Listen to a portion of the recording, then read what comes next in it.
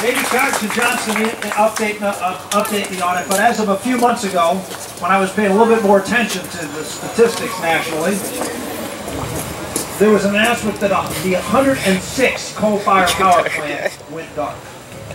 106 have been decommissioned. All because of environmental regulations and costs, and none are being taken.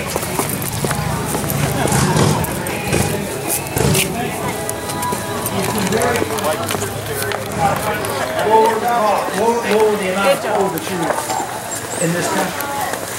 Throw on top of that the war on oil and gas. They're not handing them out. We're blessed in western Pennsylvania and eastern Ohio with Marcellus and Utica shale.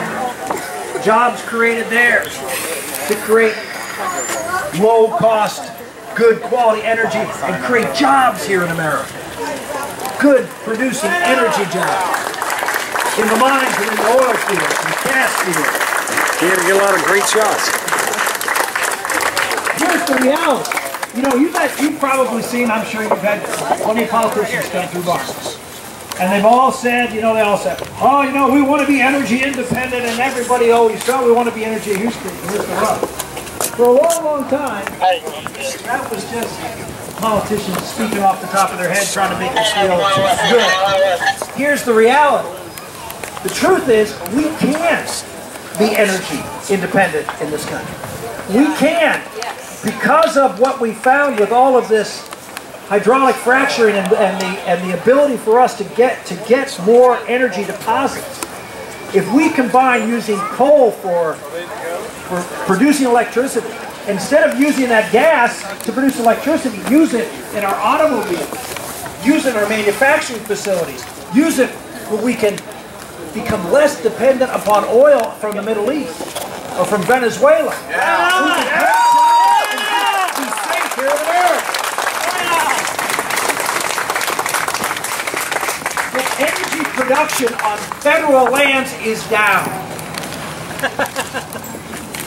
Energy production on private lands is up, but not up nearly as much as it could be, thanks to this administration. But energy production on federal lands is down at a time when oil prices are at record levels.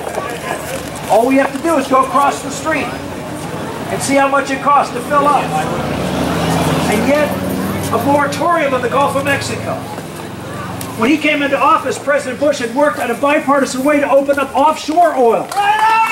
Offshore on both coasts. President Obama shut it down and has kept it shut down. It's not just a war on coal, it's a war on American prosperity. Right on. Is what's happening. Yeah.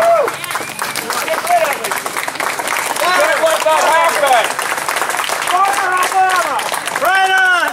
Governor Romney and I had a few differences in the primary. One place we did not know was on energy and energy policy. Governor Romney is very, very clear about his desire to open up offshore. Stop this permitorium. They don't have a moratorium in the Gulf anymore. You just can't get a permit. It just takes months, if not years, to get permits, so you can't drill. You can't mine and drill on federal lands here in the United States. He shut down Alaska.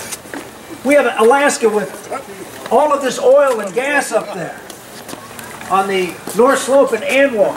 Do you realize within 5 years, the Alaska pipeline, which provides millions and millions of gallons of oil, is going to be shut down because the oil fields are depleted and they won't have enough oil to pump through that pipeline. You know why? Well, it's a little cold up there. And if the oil level gets so low, guess what happens? It doesn't flow. And we're going to lose all of Alaska. And what does Barack Obama say? No. No, we're not going to allow you to drill safely up there.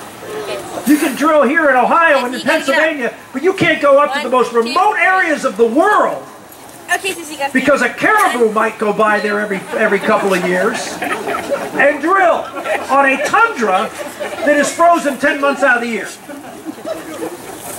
This is the phony theology of Barack Obama.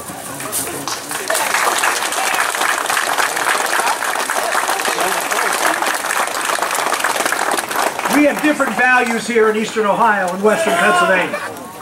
We understand that God put us here not to be at the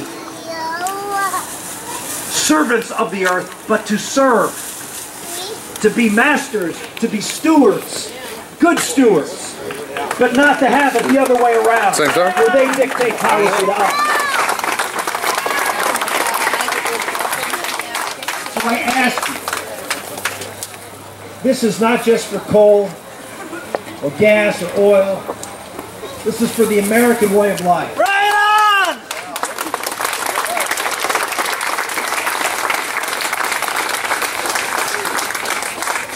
I'm asking you here in Belmont County, I'm asking you here in Barnesville, Eastern Ohio. You can speak loudly. You can speak loudly. It's all about getting the vote out. And I'm asking each and every one of you to make a commitment. Because what's at stake here is big things. Very big things. This is an election about freedom. Right on!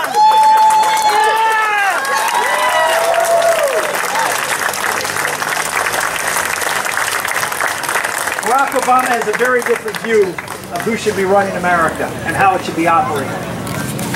He doesn't believe in you. He doesn't believe and trust you. He doesn't trust the small business person, the family.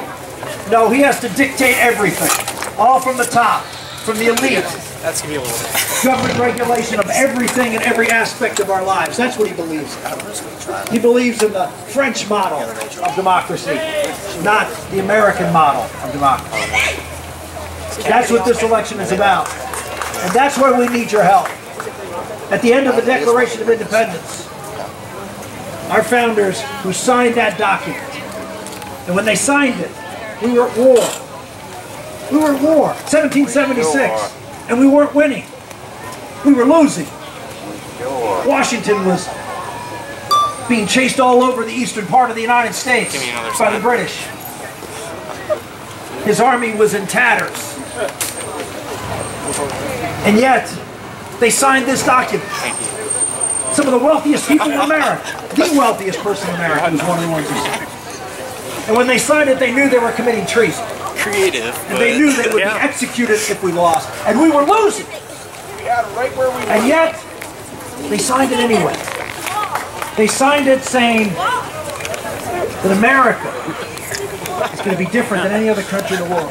That we are going to be a country that stands for God-given rights, individual liberties, and building a great nation from the bottom up.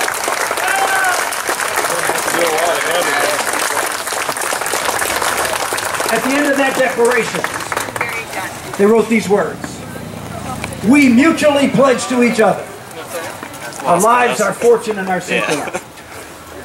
I always found it interesting, because these are people of faith. These were great believers. But they didn't say, "We pledge to Almighty God." I would have thought that's what they would have said. I pledge to Almighty God. But you see, they were in a different place. They were in the midst of the battle. They were in the foxhole together. They knew they were signing their lives away if they failed. This was not a lofty pledge. This was brother to brother, looking at each other, saying, "I pledge to you. Baseball. I pledge to you." The person in the foxhole would ask, I know we have veterans here. Some who have served in the foxhole. They serve for freedom. They serve to protect our country. They serve for Washington. But in the end, when you're in the foxhole and the shots are being fired,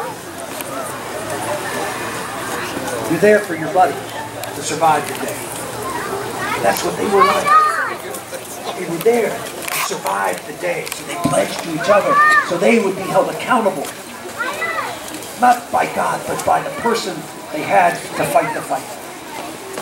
And so I ask all of you to find a buddy and pledge to each other. Don't walk out here and say, "Oh, that was great. We want to help. We'll vote for Governor Romney. We'll vote for Bill." That isn't going to do it. We need you to make the same kind of pledge. Because, ladies and gentlemen, our founders won us that freedom. But it is up to every single generation, particularly now, particularly at this election, to make that pledge, to maintain the freedom we have been given for the next generation.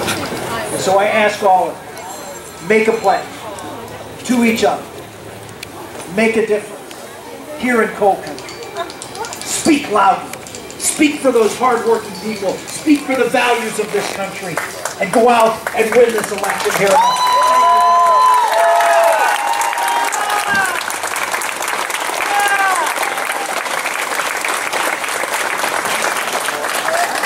Hey, one final note. He talks about getting involved. You know what happens this week?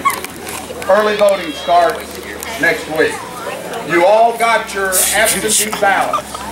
I encourage you to put them to good use. Let's get this thing off on a roaring start right off the bat. And if you don't have your registration or your ballot, talk to some of the workers here and we'll make sure that you get them. God bless you all and thank you so much for being here.